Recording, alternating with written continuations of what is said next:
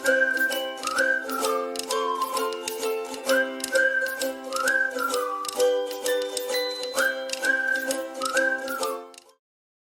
दोस्तों, कैसे हो आप सभी। आज की क्लास में हम राजस्थान की प्रसिद्ध लोक देवी करणी माता के बारे में बात करेंगे। जिसने अभी तक चैनल को सब्सक्राइब नहीं किया है वो चैनल को सब्सक्राइब कर ले और बेल आइकन को भी प्रेस कर दे ताकि आगे आने वाले वीडियो का नोटिफिकेशन आप तक पहुंच जाए। तो चलिए शुरू करते हैं आज की क्लास। करणी माता। करणी माता का जन्म कहाँ हुआ था? तो सुआब, जोधपुर में। क्वेश्चन आता है कि करणी माता का जन्म कहाँ हुआ था? सुआब, जोधपुर में हुआ। इनके उपनाम क्या है? इनको जोगमाया भी कहा जाता है, डोकरी भी कहा जाता है, दाढ़ी वाली माता भी कहा जाता है, काबा की करनाला, कर्नल की न्याणी, चूहों की माता और जगत माता का अवतार भी माना जाता है। जिसमें से इसका प्रसिद्ध नाम कौन सा है? जोगमाया और उसके अलावा चूहों की माता। तो क्वेश्चन आता है चूहों की माता कौन सी है? तो करणी माता। अब बात करते हैं इनके बचपन का नाम क्या था। तो करणी माता के बचपन का नाम क्या है? रिद्धिबाई। तो करणी माता के बचपन का नाम क्या है? रिद्धिबाई। और करणी माता का मंदिर कहाँ है? देशनोक, बीकानेर के अंदर। बीकानेर के पास ही एक जगह है जिसका नाम है देशनोक, वहां पर करणी माता का मंदिर है। माता का मेला कब लगता है? देशनोक में चौत्र वैश्वनी के नवरात्रों में देवी का मेला लगता है। करणी माता का चारण वंश का पुजारी क्या है? बिट्ठू। माता के आशीर्वाद से ही राव बीकानेर की स्थापना की थी। राव बीका राव जोधा के पुत्र थे। राव जोधा कहाँ के थे? मारवाड़ के राठौड़ वंश के शासक। तो कौन कौन सी बातें याद रखनी कि करणी माता का जन्म कहाँ हुआ? स्वाब, जोधपुर में हुआ। इनके बचपन का नाम क्या था? रिद्धिबाई था। इनका मंदिर कहाँ है? देशनोक, बीकानेर में है। और इनके उपनाम क्या क्या है? चूहों वाली माता, जोग माता। जैसा कि हमने अभी देखा कि इनको चूहों वाली माता कहते हैं, तो उसी से याद रखना है कि माता के मंदिर में सफेद चूहे क्या कहलाते हैं? काबा कहलाते हैं, जिन्हें माता का ही अवतार माना जाता है। माता का एक रूप क्या है? चील भी है। माता के मंदिर को मठ कहते हैं। करणी माता बीकानेर के राठौड़ तथा चारणों की कुलदेवी है। क्वेश्चन आता है बीकानेर के राठौड़ों की कुलदेवी कौन सी है? तो करणी माता। और चारणों की कुलदेवी कौन सी है? तो भी करणी माता। माता ने घिनेरू की तलाई बीकानेर में 1595 विक्रम संवत में महाप्रयाग किया। माता ने गोधन का हरण करने वाले राव कान्हा का वध किया। किसका वध किया? राव कान्हा का वध किया। और किसके लिए?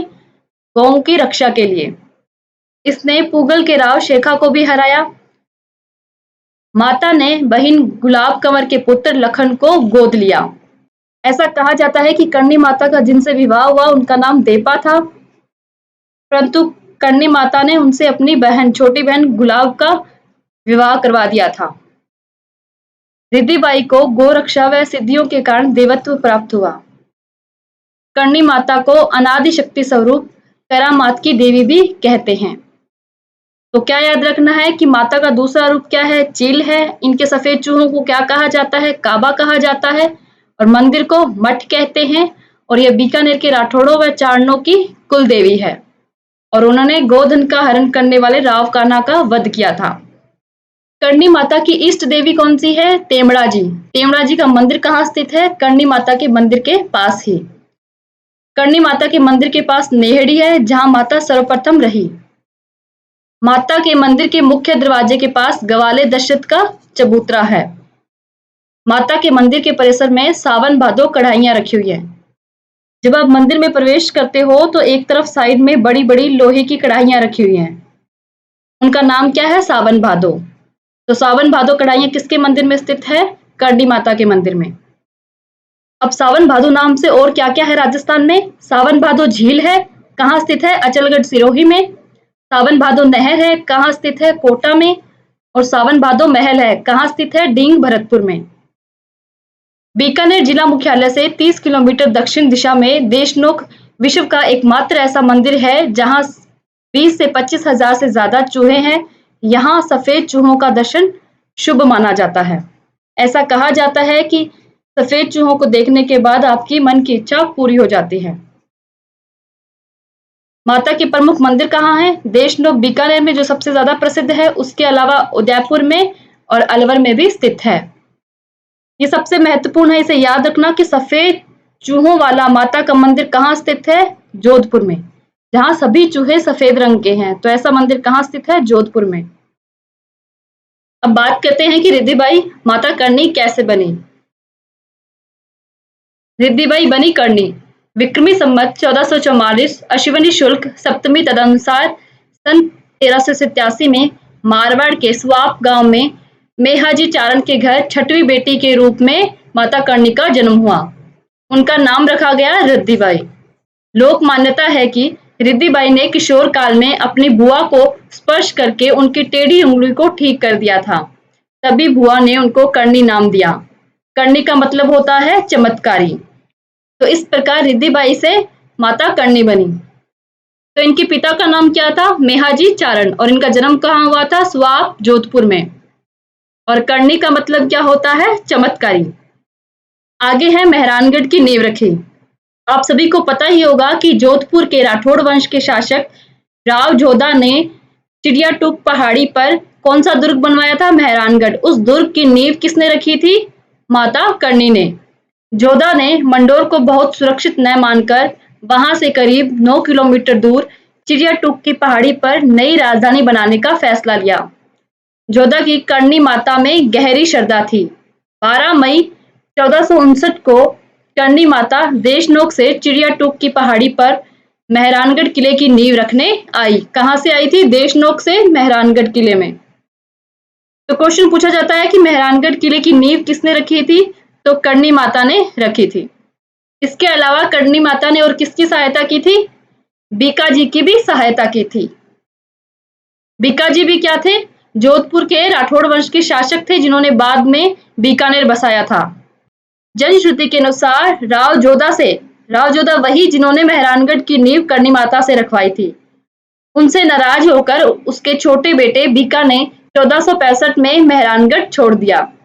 बीका 100 घुड़सवारों के अपने लश्कर के साथ उसी जांगलू में पहुंचा जहां कभी करनी माता ने उसके दादा और फिर पिता की मदद की थी। करनी माता की सलाह पर बीका ने जांगलू के आसपास के क्षेत्रों पर कब्जा करना शुरू किया। ये वही जांगलू है जिसका जिक्र महाभारत काल में जांगल देश के रूप में आता है। तो राव बीकाजी ने किसको बसाया था? बीकानेर को। बीकानेर किले की नींव। धीरे धीरे बीका के प्रभाव के छोटे छोटे गणराज्यों ने उसकी अधीनता स्वीकार ली।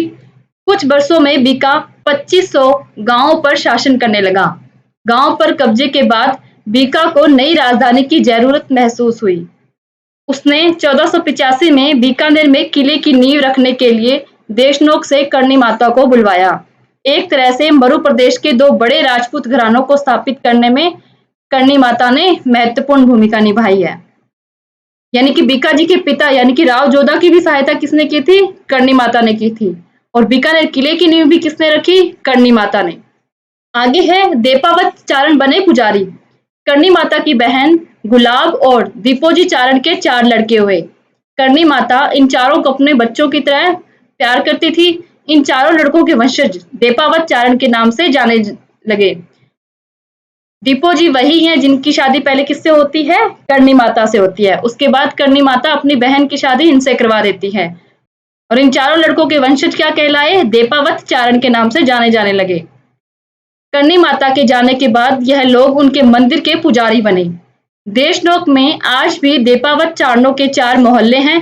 करनी माता ने मानव मात्र व पशु पक्षियों के संवर्धन के लिए देशनोक में 10,000 बीघा पशुओं की चराई के स्थान की स्थापना की, जिसे क्या कहा जाता है? ओरण कहा जाता है। तो ओरण क्या होता है? पशुओं की चराई का स्थान। तो ये भी किसने बनवाया था? करनी माता ने। ये है करनी माता का मंदिर, जो कि कहाँ स्थित है? देशनोक बीकानेर में स्थित है। और ये है करनी माता की मूर्ति। तो आज का टॉपिक यही खत्म होता है। आई होप आपको क्लास अच्छे से समझ आई होगी। यदि किसी को कोई डाउट हो तो प्लीज कमेंट बॉक्स में कमेंट करके मुझे बताएं। अगर किसी ने चैनल को सब्सक्राइब नहीं किया है तो वह चैनल को सब्सक्राइब कर ले और बेल आइकन को भी प्रेस कर दे। Thank you.